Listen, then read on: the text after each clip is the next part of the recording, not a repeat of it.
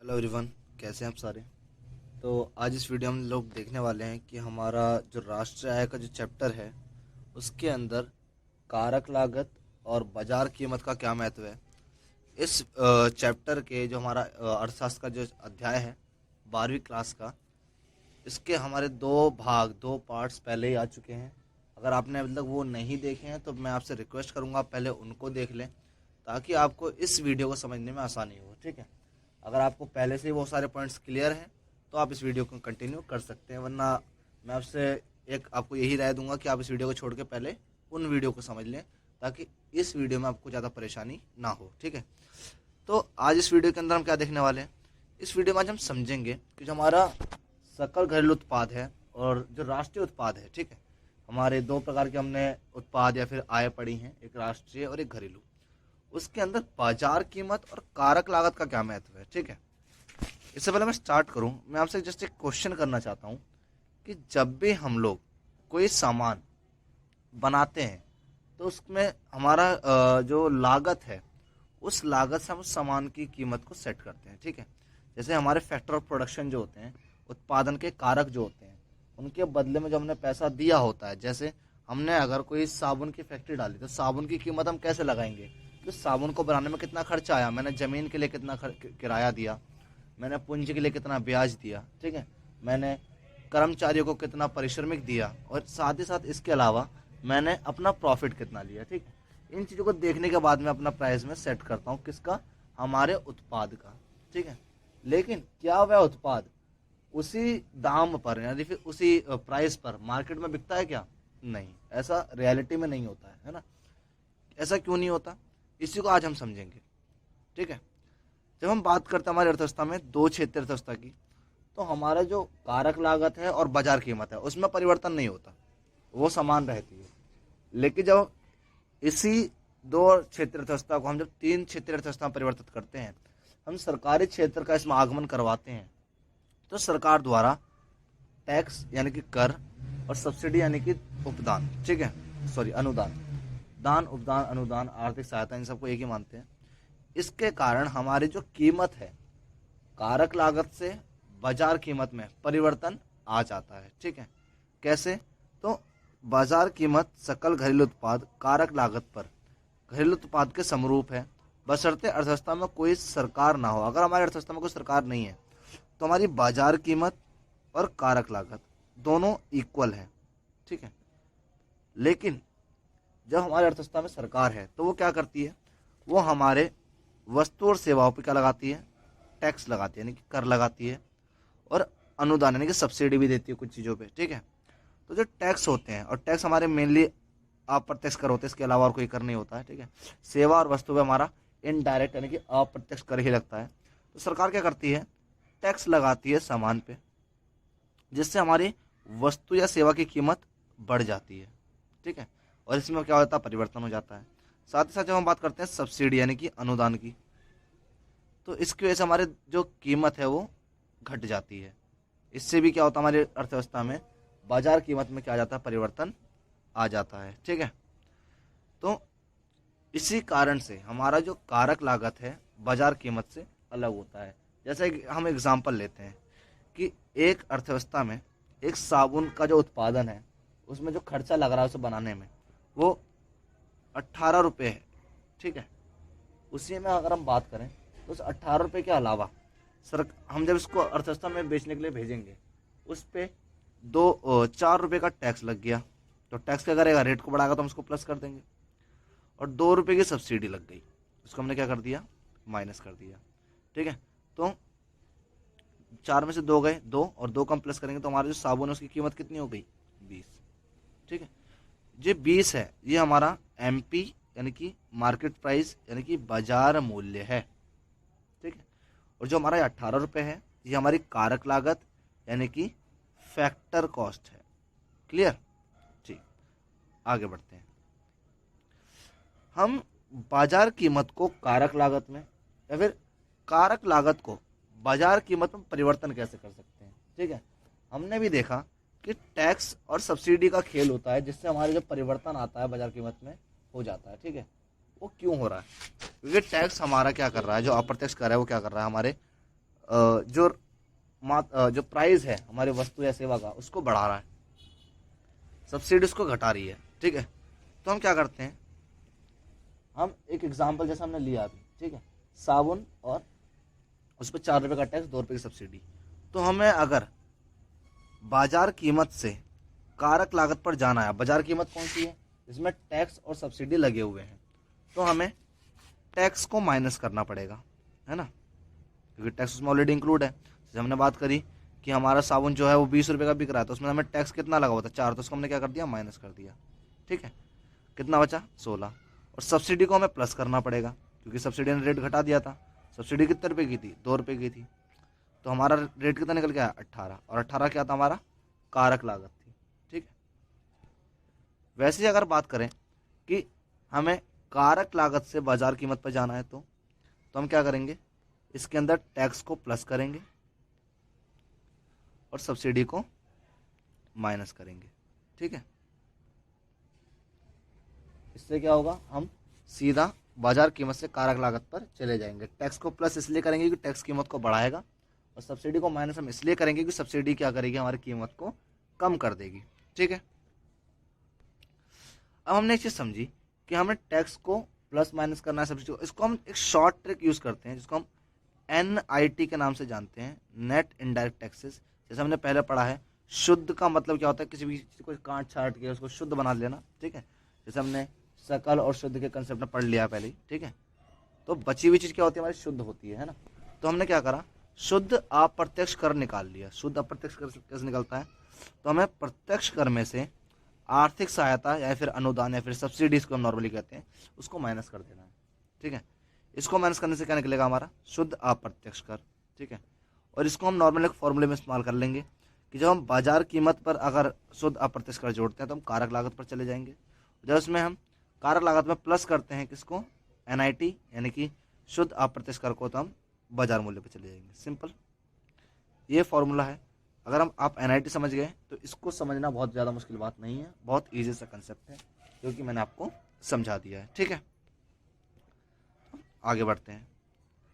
अब हमें समझना है कि हमारे जो एग्रीगेट्स हैं, है ना, राष्ट्रीय संबंधी समुच्चय कितने बने, है ना। अभी तक हमने 8 प्रकार से इनको समझ लिया है। 8 प्रकार की हमारे जो समुच्चय हैं वो बन सकते हैं। कैसे, सबसे पहले हमारी 2 प्रकार की इनकम होती है, डोमेस्टिक इनकम और नेशनल इनकम, घरेलू आय और राष्ट्रीय आय। ठीक है, साथ में उनमें सकल और शुद्ध की अवधारणा को जोड़ा जाता है, साथ में मार्केट प्राइस और फैक्टर कॉस्ट को जोड़ा जाता है। ठीक है, तो हम इसको कुछ इस तरीके से बना सकते हैं। तो हम पहले लेंगे घरेलू आय। तो घरेलू आय हमारी सकल हो सकती है GDP, और शुद्ध हो सकती है NDP। ठीक है, ये दोनों MP पे हो सकते हैं, है ना, मार्केट प्राइस पे हमने इनको जोड़ा हुआ है। ठीक है, सेम हमारी राष्ट्रीय आय हो सकती है GNP MP के साथ में, और NNP MP। ठीक है, 4 समुच्चय हमारे ये हैं, GDP MP, NDP MP, GNP MP और NNP MP। ठीक है, इसके अलावा 4 हमारे कैसे बनेंगे, हम इन MP की जगह FC डाल देंगे। ठीक है, तो 4 प्रकार ऐसे बन जाएंगे हमारे। ठीक है, इन सब जगह पे हम क्या कर देंगे, FC लिख देंगे। ठीक है, तो देखिए GDP FC, NDP FC, GNP FC और NNP FC। ठीक है, समझ में आया हमारे 8 प्रकार के समुच्चय। ठीक है, तो आगे बढ़ते हैं।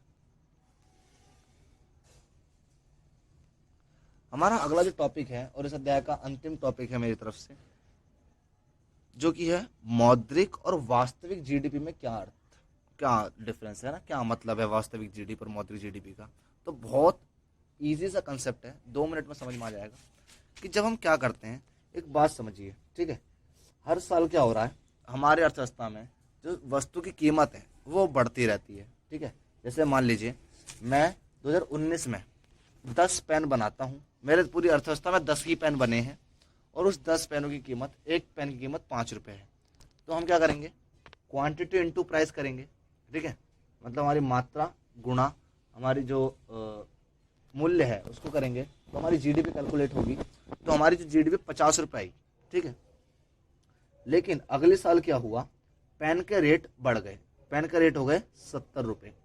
लेकिन मैंने उत्पादन अभी भी 10 पेनों का ही किया है, तो हमारी जीडीपी बढ़ जाएगी। क्यों? क्योंकि 7 × 10 होगा और 70 की हमारी जीडीपी निकलेगी। इस प्रकार की जीडीपी जब हम बदलते हुए मूल्यों पर जीडीपी का आकलन करें तो उसे हम मौद्रिक या फिर चालू कीमतों पर जीडीपी के नाम से जानते हैं। ठीक है, एक बार इसको रीड करते हैं। क्या है कि चालू कीमतों पर जीडीपी, जिसे हम मौद्रिक जीडीपी भी कहते हैं, इससे अभिप्राय एक लेखा वर्ष के दौरान देश की घरेलू सीमा में उत्पादित अंतिम वस्तु और सेवाओं के बाजार मूल्य से है, जिसका अनुमान चालू वर्ष की कीमत, चालू वर्ष मतलब करंट ईयर, जो समय अभी चल रहा है, ठीक है, जो साल अभी चल रहा है, उसकी कीमतों पर लगाया जाता है। अब इसमें बदलाव दो तरीके से हो सकता है, या तो उत्पादन की मात्रा बढ़ जाए या फिर उत्पादन की मात्रा बढ़े ना बढ़े, उसका मूल्य भी अगर बढ़ता है तो इसमें वृद्धि हो सकती है। ठीक है, लेकिन ऐसा स्थिर वस्तु के साथ स्थिर कीमतों पर नहीं होता। स्थिर कीमतों का मतलब क्या है कि अर्थव्यवस्था में कीमत चाहे बढ़े या घटे, हमें उससे मतलब नहीं है। हमारा जीडीपी का आकलन होगा वो एक स्थिर मूल्य पे किया जाएगा।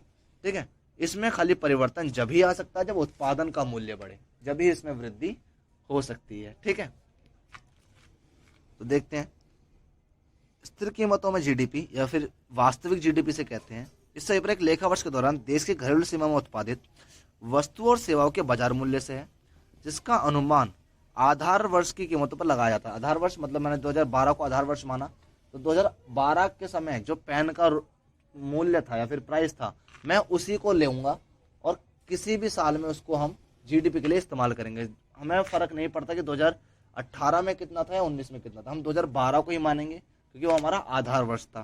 तो उसमें हम आधार वर्ष की कीमतों का इस्तेमाल करते हैं। इसमें वृद्धि केवल तब हो सकती है जब अर्थव्यवस्था में उत्पादन की मात्रा बढ़ जाए, क्योंकि इसमें मूल्य स्थिर रहता है। ठीक है, ठीक, जैसे इसमें कुछ एग्जाम्पल्स ले रखे हैं। कैसे कि क्या कह रहे हैं कि 2011-12 में गेहूं, कपड़ा और चीनी ये सब उत्पादन किया गया। गेहूं 20 टन, कपड़ा 100 मीटर और चीनी 5 टन। कीमत इनकी है, जो गेहूं है वो 100 रुपये प्रति टन है। ठीक है, जो हमारा कपड़ा है 5 रुपये प्रति मीटर है। ठीक है, और जो हमारा चीनी है 500 रुपये प्रति टन है। तो हमारी जीडीपी कैसे निकल रही है, 2000, 500 और 2500। ये मौद्रिक है, क्योंकि जब 2017-18 आया तो इन सब की कीमतें बढ़ गई और कीमतें, लेकिन उत्पादन उतना ही है। कीमत को बढ़ने के कारण की जीडीपी में वृद्धि हो गई, है ना, क्योंकि मूल्य जो है हमारा वो चालू वर्ष पे है ना, चलते हुए समय पे मूल्य में परिवर्तन हो रहा है, इसकी वजह से जीडीपी में वृद्धि हो रही है। सेम बगल में एग्जाम्पल है हमारा वास्तविक का। वास्तविक मतलब कि हमारा जो उत्पादन है केवल जब जो हमारी इकोनॉमी है, हमारी अर्थव्यवस्था जब भी बढ़ेगी जब हमारा उत्पादन बढ़ेगा, क्योंकि इसमें हमारी कीमतें स्थिर रहेंगी। हमें मतलब नहीं है कि हमारे वर्तमान समय में कीमतें क्या हैं, हम आधार वर्ष की कीमतों को मान करके चलते हैं। जैसे 2011-12 में उत्पादन उतना ही है, प्राइस उतना ही है, और हुआ क्या, जब 2017-18 आया तो प्राइस तो उतना ही रहे, क्योंकि हमने आधार वर्ष मान रखा था। उस समय प्राइस बदल गए होंगे, लेकिन हमारे आधार वर्ष के कारण हमने उसको प्राइस को उतना ही मान रखा है। लेकिन उत्पादन में वृद्धि हुई तो हमारी जीडीपी में वृद्धि हो गई। आई बात समझ में? ठीक है,